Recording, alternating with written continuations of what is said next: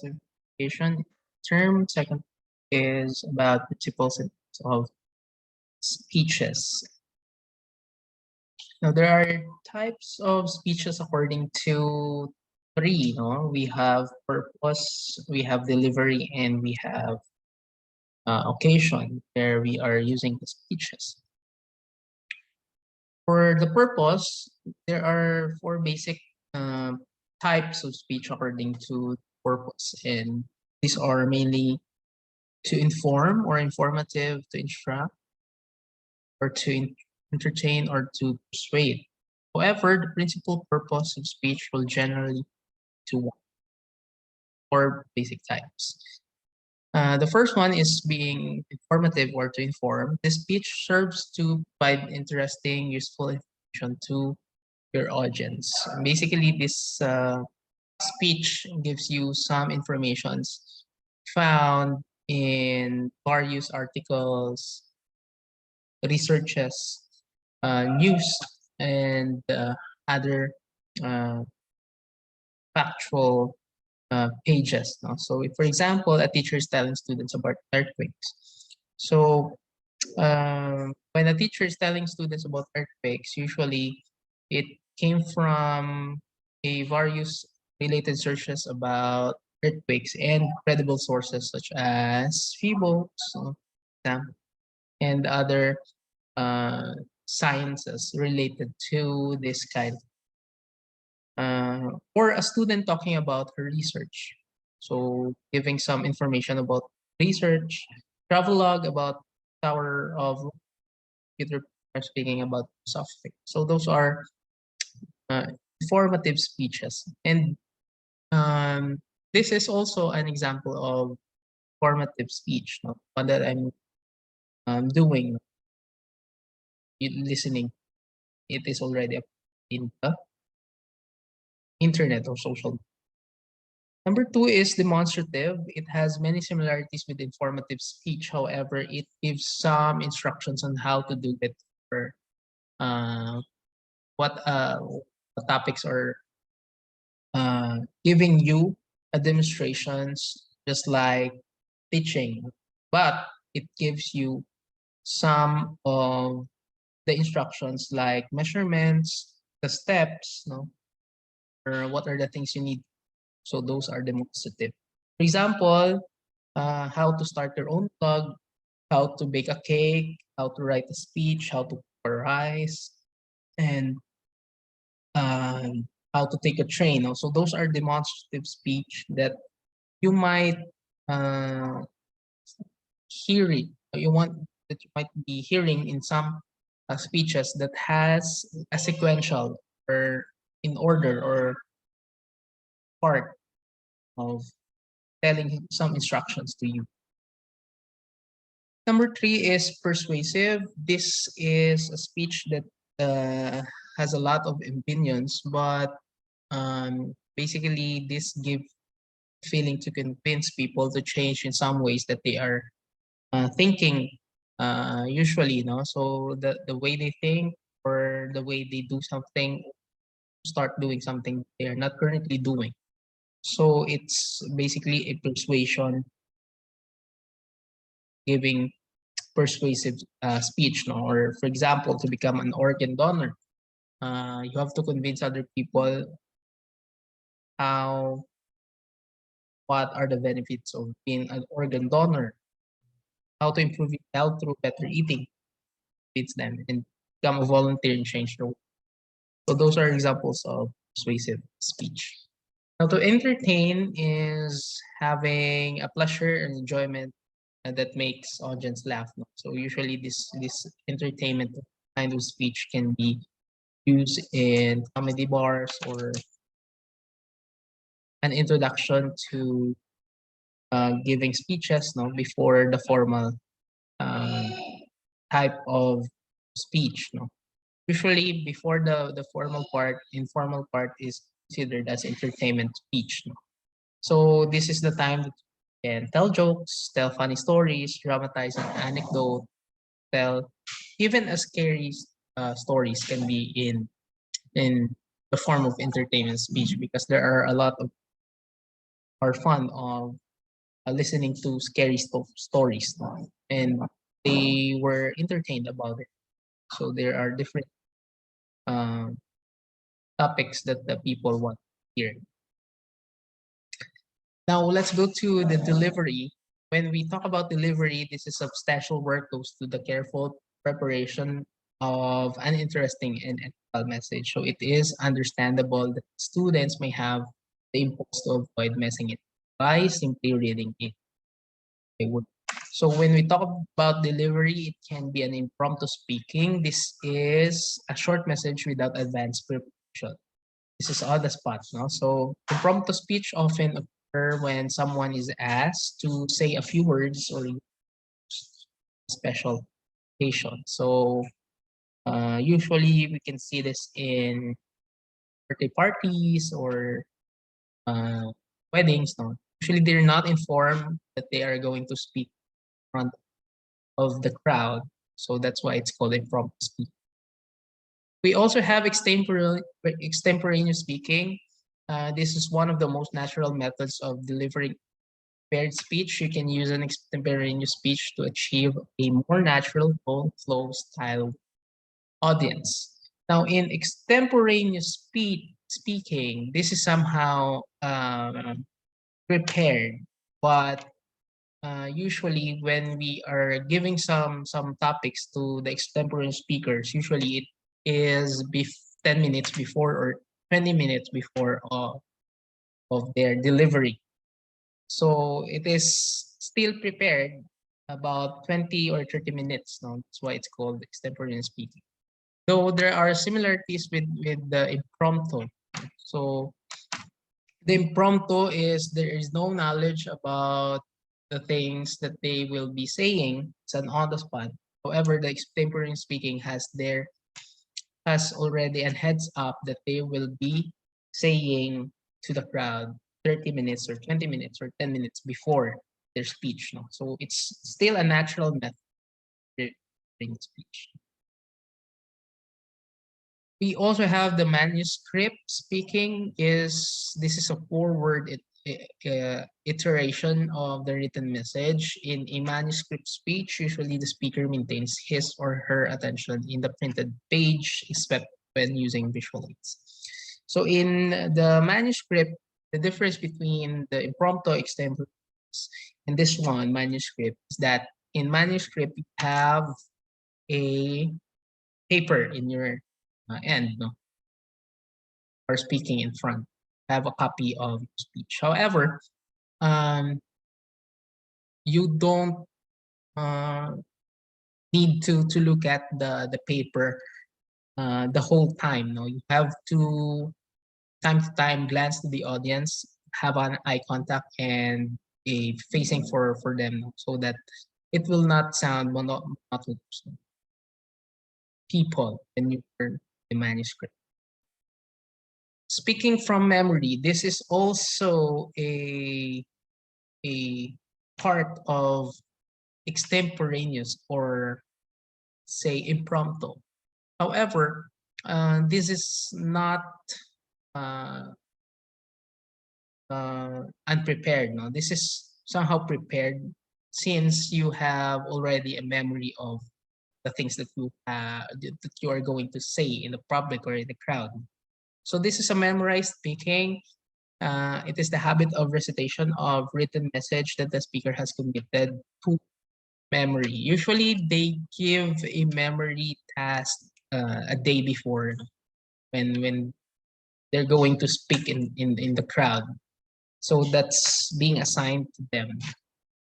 Usually when they're doing the memory or written message, they're the ones who also wrote the message. So it's easier for them to memorize the written message when we or when they are going to memorize that in public.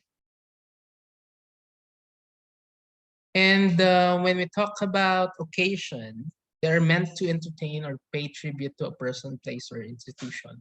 So speeches depends on the occasion or the setting of speech. No? So we have ceremonial speaking. Usually this is a formal one. But we can say that some of speeches can be incorporated in ceremonial speaking. Some of them can be an impromptu, some of them be an extemporaneous, and some of them be memorized or manuscript. So it depends on the occasion, actually. So speeches are given during a ceremony or ritual marked by observance of formality or etiquette. These ceremonies tend to be very special for people, so it should not be surprising that they are opportunities for speech making. So examples, speeches, sorry for the spelling, speeches we hear, weddings, funeral parties, and etc. So the principle of speech delivery, according to Lucas Stefan, author of The Art of the Public Speaking, a good delivery means that you're capable of or able to present your message in clear, coherent, and interesting way. That includes the manner of your delivery, how articulate you are, and how slow and fast the facing that you are going to deliver your message into the. So your goal there is to make your speech as clear as possible so that people listening to you might be able to understand whatever you are saying and can easily pick up the things that you are saying. So speaking for engagement that covers vocal variety or modulation, it can be classified as rate, volume, and pitch, no? For the rate, it talks about how fast the words per second are giving to your speech. The volume is, of course, the loudness and the loudness of sound. And talk about the pitch. This is the highness in the pitch of the sound. Speaking for clarity, this is divided into three when we talk about articulation, pronunciation, and fluency. That talks about clarity. So pronunciation is different from articulation and enunciation. Please take note of that. Pronunciation is the correctness of the words uh, being pronounced. Articulation is the stress that you are giving in the words, and enunciation is the manner when you are opening your mouth to the words that every words that you are saying. And the fluency is the continuity of the ideas that you are trying to speak into them. That's how different it is, no? When we talk about this speaking for clarity. So physical delivery can be in a form of nonverbal communication, expression in the face, eye contact, a gesture, a posture, movement, personal appearance, and uh, body language. So basically, this is a body language when you're going to present yourself in front of the crowd.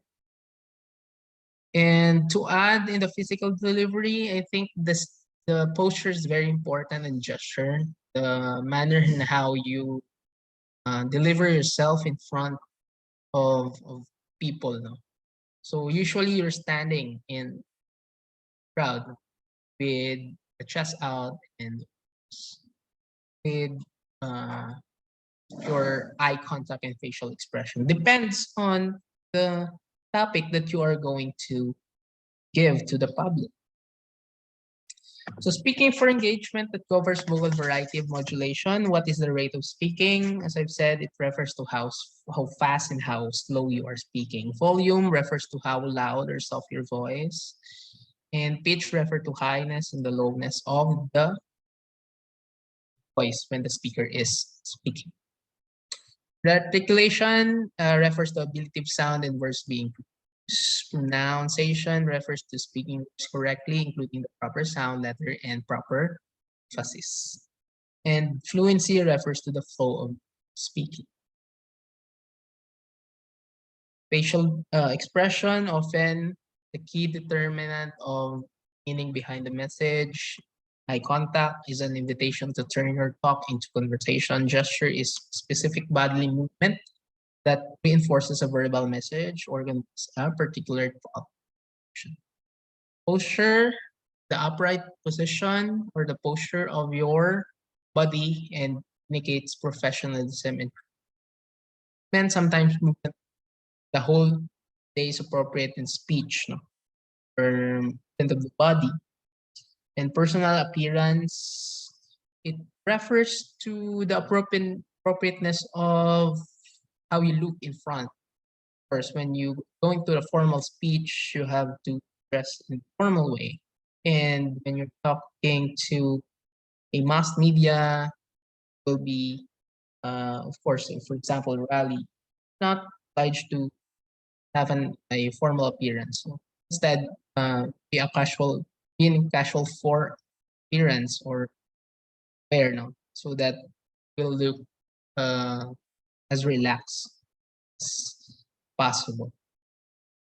Now, in principles of speech writing, you can choose a topic, no, based on following, based on the time and based on the interest that you are going to choose, no, in terms of the topic that you say.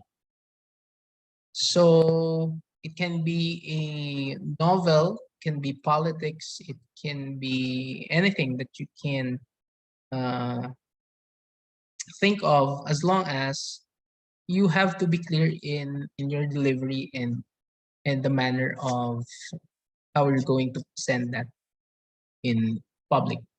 So must be the level of knowledge of both speaker and the audience. The speaker must be mindful of the culture of the speaker and audience, ages, gender, as well as social status, religion, and affiliation, because that might come very, very sensitive to the audience, no? As of their gender, their social status, their religious beliefs, no? So please be mindful.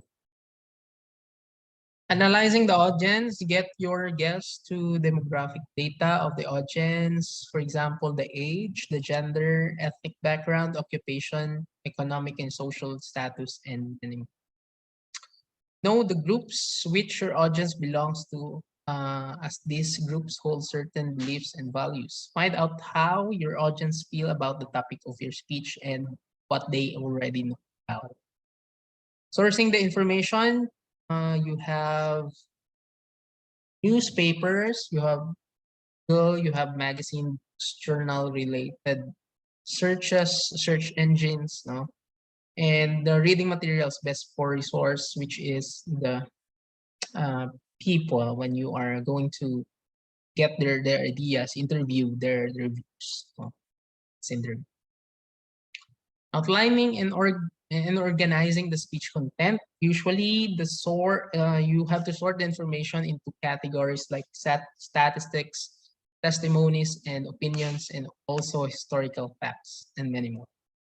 And organize the speech itself by making an outline of it. So here are the types of outlines. You can do chronological outlines where it can be an historical time approach, like from the past to the present or the present to the past. No, you can do that.